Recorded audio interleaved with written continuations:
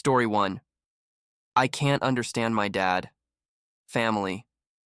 Even though he has everything, he seems to feel like he has nothing, or I don't know, maybe it makes sense. He's in his late 50s, almost 60, and he's achieved a lot: house, car, a good retirement. But it seems like he wants more, and that ends up affecting me. It's like his life feels stuck, and now he wants mine to be too.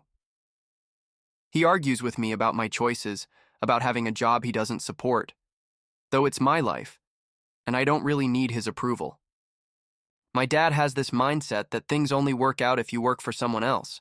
The classic, if I succeeded this way, that's how I want you to live. It makes me sad because I'm close to my dad, and seeing him overstep my boundaries and never respecting me hurts a bit. I know I don't need to be the hero and save everyone, but in some way, it still hurts.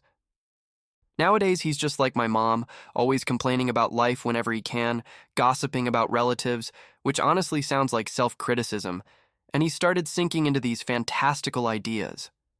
I don't know if it's a midlife crisis or something like that. I try to help him think in a less self-destructive way, but like any stubborn old man, he doesn't listen and only seems interested in hearing what he wants to hear, so. Story 2. Some religious people are more dangerous than criminals. Accounts. My aunt works at a school with a devout Protestant, and she told me they used to be friends until, out of nowhere, this woman started picking on her. This devout woman has already left several churches because of gossip and has conflicts with other church sisters. Other people who have dealt with her say that she and some other women from her church are extremely dangerous. They lie, manipulate, and destroy people through rumors and gossip that they create themselves. My cousin told me, if they don't like you, they will come after you. No matter how or in what way, they will come after you. And when someone confronts them, they just say, "My God is greater, He knows everything, I don't need to lie." At first, I didn't believe much of what people told me, until one day. I was at the market when a woman walked past me, breathing heavily, her eyes sunken, filled with rage. The moment she gave me a side eye, I shook. My cousin whispered, "That's her." Story 3. Just a rant from someone who got fired. Rants. It's so strange. You spend days, weeks, months stressing out and crying because of work, and then, out of nowhere, you get fired, and it all just disappears. Obviously, there's the stress of needing to find another job quickly to put food on the table, but honestly, I feel so empty without all that stress and worry. No more crying, no more complaining, no more feeling like garbage, no more thoughts of putting a bullet in my mouth. I don't know if I'll find another job that pays the same as my last one, but was that amazing salary even worth it? If you trap fleas in a jar, after a while, they won't even try to jump out, even when the lid is gone. That's how I feel. Story 4. My relationship is slowly killing me. Relationships. I have lived with my wife for 4 years now. We are not really married, but we have a son and have been in a relationship for 5 years. It turns out that after we started living together, she became a different person. It became normal for her to yell at me, insult me, throw things at me. When she gets angry, instead of talking to resolve it, she goes and locks herself in her room or simply ignores me. I don't know what to do anymore. I just can't finish it because of my son. I'm the only one who works in the house, and I spend 100% of my income on both of them. She says she doesn't want to work in a normal job. She seems to feel superior.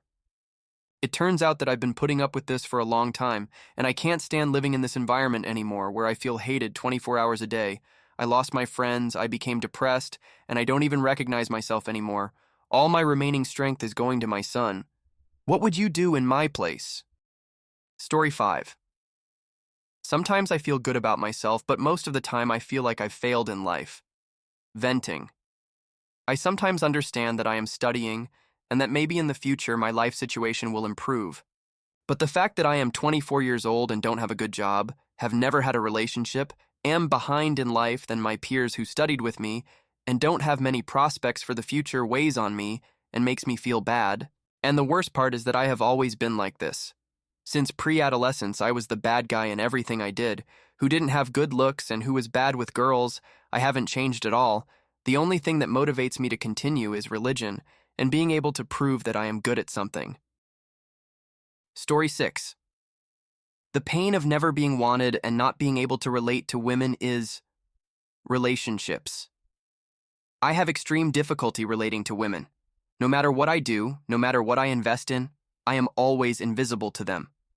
When age starts to set in, year after year, the pain of rejection increases. You realize that you didn't take advantage of your youth and that you never had anyone interested in you. This pain is extremely cruel.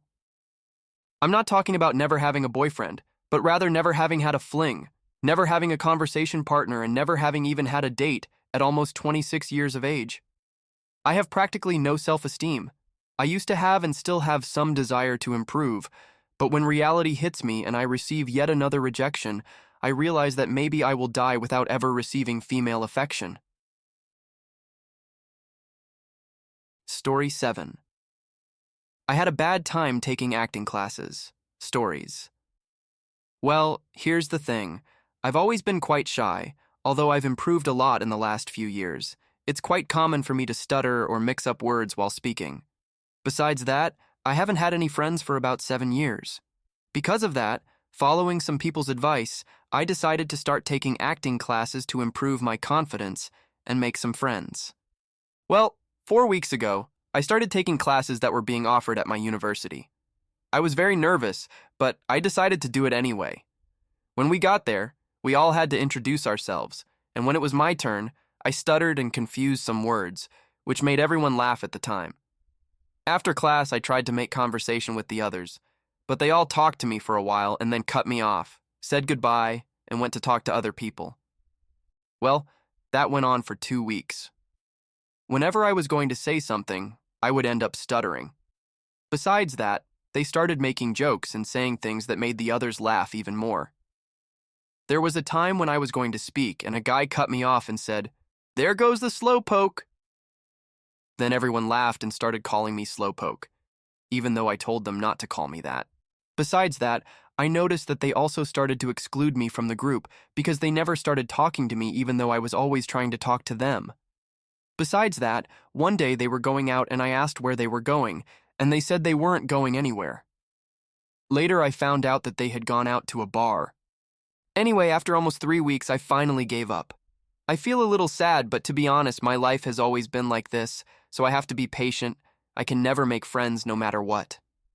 The problem is that no one, my family, believes me when I say that I try my best to make friends, but they always make it seem like I don't try, that I force myself to be alone. As if my life were good, as if I were forcing myself to be a piece of trash who would die alone. Story 8. I don't want my friend to sleep in my room. Questions. I've been living with my friend for almost a year. At first, we shared a room until I moved to a bigger one because the other girl who lived with us moved out. When we shared a room, she slept in my bed with me because she didn't bring her own bed. But I thought that when I moved to another room, she would stop sleeping with me. She has her own room now, but she still sleeps with me and lives in my room. I'm in the qualification period for my master's degree, and I value my silence and my things. I really don't feel good about her sleeping here and staying in my room all the time because I want to have my own private space, and only mine. You know, the thing is, I don't know how to talk to her about it because I feel bad telling her that I don't want her here anymore. I know she can afford to buy a bed and stay in her own room. I thought about going back to my mother's house because of this, and only coming here when I need to talk to my advisor. I really don't know what to do. Am I a bad friend for feeling this way?